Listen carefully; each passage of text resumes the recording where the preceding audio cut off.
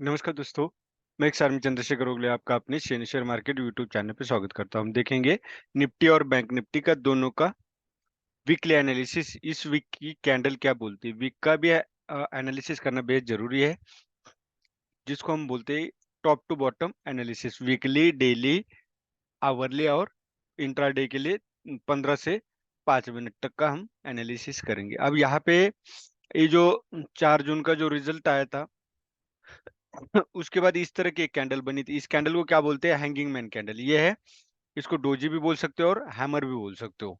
अगर डोजी क्या कैंडल बोल सकते हो तो इसको ड्रैगन फ्लाई डोजी बोल सकते हो। और ये रेजिस्टेंस पे बनी इसलिए हैंगिंग मैन बोलते हैं। तो हैंगिंग मैन कैंडल का क्या रोल होता है? अगर लो ब्रेक किया तो आप यहाँ सेल साइड जा सकते हो, लेकिन लो ब्रेक करने के लिए इतना बड़ा स्टॉप लॉस हो जाएगा कि हमें इस कैंडल को थोड़ा-सा अवॉइड करना पड़ेगा। लेकिन इस कैंडल का हाई ब्रेक किया है, जो कि अगर ये हाई ब्रेक नहीं करता तो एक कंसोलिडेशन और होता और मार्केट डाउन साइड जाने की उम्मीद होती। लेकिन यहाँ पे जिस तरह से पैटर्न बना है, तो हाई ब्रेक किया है।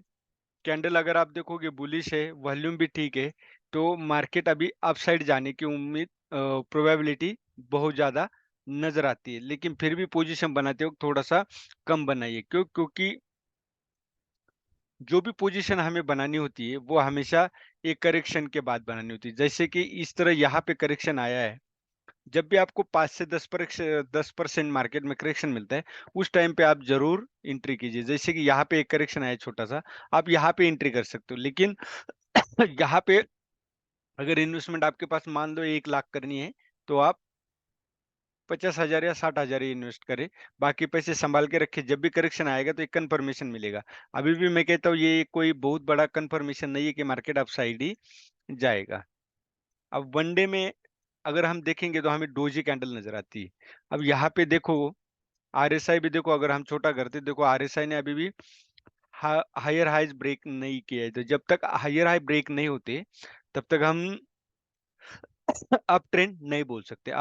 अब हो क्या रहा है कि यहाँ हायर हाई तो ब्रेक कर दिया प्राइस कैंडल ने, लेकिन यहाँ पे आरएसआई ने नहीं किया। तो ये दोनों एक दूसरे से विसंगत चल रहे हैं, जिसको वाइस वर्सा हम बोल सकते हैं। तो ये दोनों एक साथ चलनी चाहिए। जब भी डाउन ट्रेंड है तो ये दोनों डाउन होनी चाहिए, अप ट्रेंड है तो ये दोनों अप होनी चाहिए। तो फिलहाल अगर यहाँ पे आप देखोगे तो एक फ्लैग बनते हुए नजर आता है। तो फ्लैग क्या है? फ्लैग जब भी मार्केट को अपसाइड जाना है,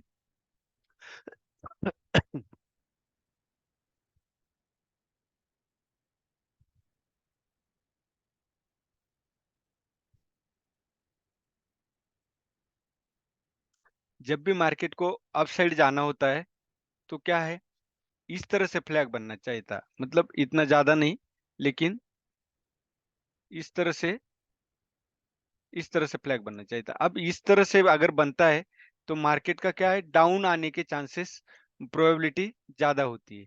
तो यहाँ इसलिए मैंने बोला आपको कि इन्वेस्टमेंट आप 50 टू 60% ही कीजिए, बाकी अमाउंट संभाल के रखिए। कोई बात नहीं, मार्केट डेली चलेगा, लेकिन पैसा अपना एक बार लगा दिया तो उसमें मान लो करेक्शन आ गया तो आपको रिकवर होने में देर लगेगी।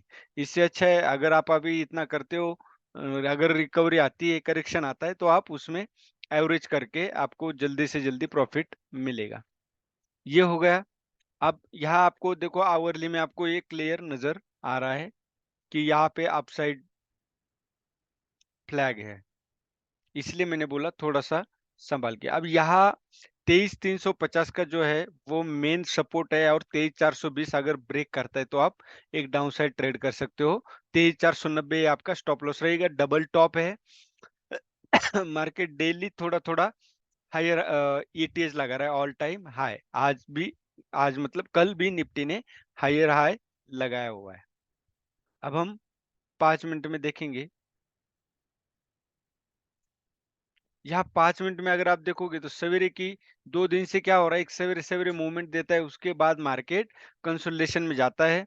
एक ट्रेड यहाँ पे बन रहा था, उसके बाद सॉरी, एक ट्रेड यहाँ पे बन रहा था ट्रिपल बॉटम, ये 1, 2 और 3, ये 1, ये 2 और ये 3। तो आपका एक ट्रेड यहाँ पे बन रहा था। बाकी यहाँ पे भी एक ट्रेड आप रिस्क ले सकते थे, चौथी बार था, एक रिस्क यहाँ ले सकते थे, तो भी आपको यहाँ अच्छा मूवमेंट मिलता, क्योंकि ड्रैगन फ्लाई डोजी कैंडल थी।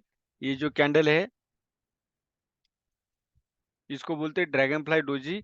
मतलब क्या, यहाँ बाय सेलर्स ने मार्केट को नीचे धकेला और बायर्स अप साइड ले गए। मतलब क्या, इसमें बायर्स का फोर्स ज्यादा होता है। लेकिन यही अगर टॉप पे बनती है तब भी बायर्स का फोर्स ज्यादा होता है। अगर इसका लो ब्रेक करता है तो इसको हम शॉर्ट करते हैं, इसको बोलते हैं हैंगिंग मैन पैटर्न। अब बैंक निफ्टी में हायर हाई तो बहुत दूर है, वो जो 4 जून को लगाया था वही है। सॉरी, 4 जून नहीं, 3 जून को। और 4 जून को भी लगाया था लेकिन वहां से डाउन आ गए। अब ये बहुत बड़ा कैंडल है, हैंगिंग मैन कैंडल है। तो इसका सपोर्ट तो अभी हमें थोड़ा सा अवॉइड करना पड़ेगा। आरएसआई अगर देखोगे यहाँ भी वही सेम हाल है, डाउन ट्रेंड है।